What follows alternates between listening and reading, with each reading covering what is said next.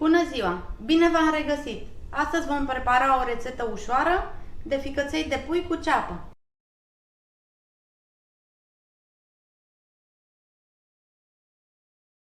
Pentru rețeta de azi ne trebuie 500 de grame de ficăței de pui spălați bine și scurși de apă, 3 cepe tocate mărunt,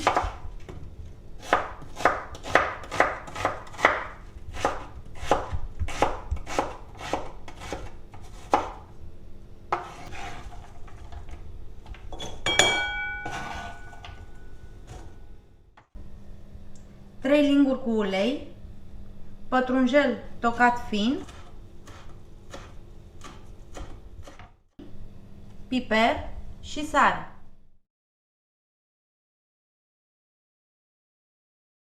Începem prin a pune uleiul la încins într-o cratiță. Când s-a încins, adăugăm ceapa.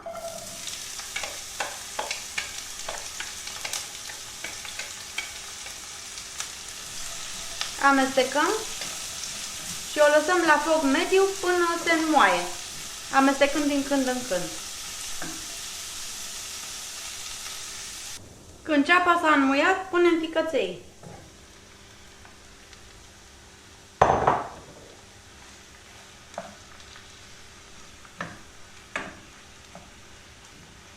Amestecăm puțin.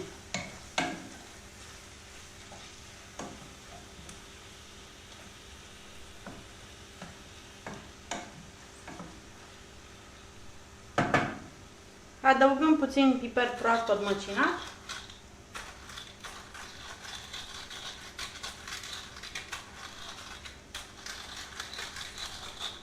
Sarea o vom pune la sfârșit pentru că scoate apa din țesuturi și ficăței vor deveni prea uscați.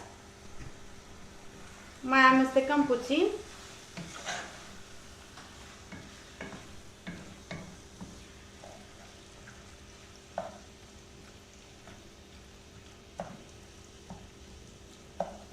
Și îi lăsăm să se gătească la foc mediu, amestecând din când în când.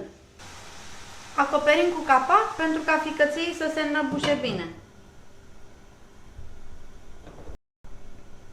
Nu uităm să amestecăm din când în când pentru a se găti uniform.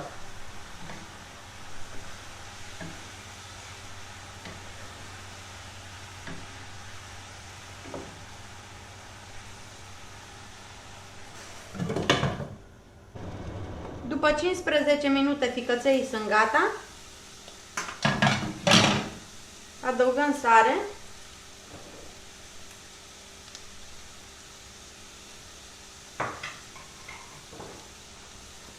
Amestecăm.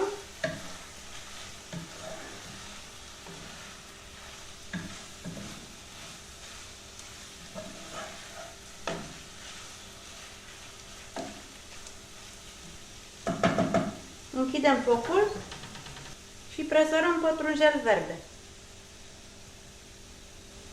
Îi putem servi cu mămăligă, piure de cartofi, orez sau orice altceva doriți.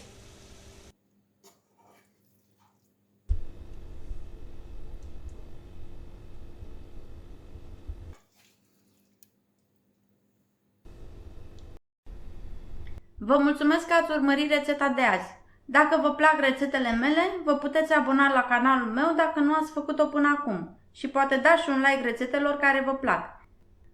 Vă doresc o zi frumoasă!